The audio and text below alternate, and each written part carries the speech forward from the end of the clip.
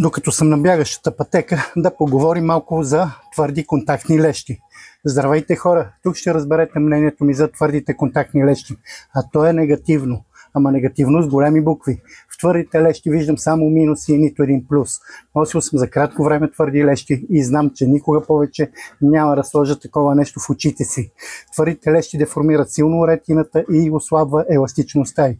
След време води до перде в очите операция. Давам пример, твърдата лещ е като малка вендуза. Какво ще стане с ретината в продължение на часове носене вендуза? Отговор оставам на вас.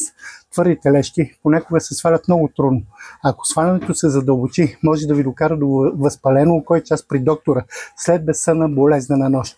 Няколко пъти ми се случва, свалям твърдите лещи, като не съм имал никакъв проблем през целия ден. Подчертавам, няколко пъти за един месец. След няколко минути започва страшна болка в двете очи и до ден днешен, не знам защо, не мога да си отворя очите от болка, като сляп съм. Болката продължава няколко часа без да спира.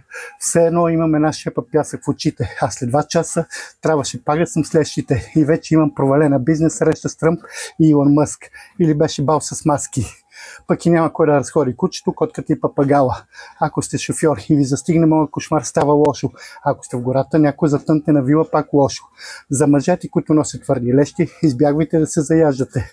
Един лек удар в окото и за цял живот без око. И да не забравя, ако с всички видове меки лещи може да се спи, с твърдите не може да се спи. Даже не може да подребнете.